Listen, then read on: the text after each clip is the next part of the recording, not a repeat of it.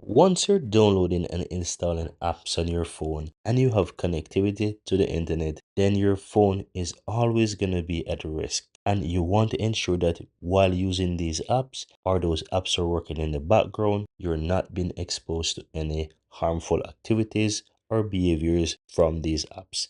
And in this video, guys, I'm going to show you how to regularly scan all your apps on your phone to ensure that there's no harmful behaviors or your phone is actually at risk. Guys, welcome back to AppIQ. I'm Andrew. So how do you do this? Open up your Play Store, guys, and from here click the profile picture in the upper right hand side. You will find Play Protect option in the list. Click on that. Now here you want to go ahead and turn on the Play Protect. If your phone does not have this turned on yet, go ahead and turn this on right now, because this will help to scan your phone regularly and to check if your apps are doing any kind of harmful behaviors or your device is at risk. So simple, turn this on and you will see immediately it start to scan your apps to see if those apps or your device is at risk or doing any kind of harmful behaviors. And as you can see, mine is scanned. My phone is not at risk. But that's it, guys. Very easy and very simple.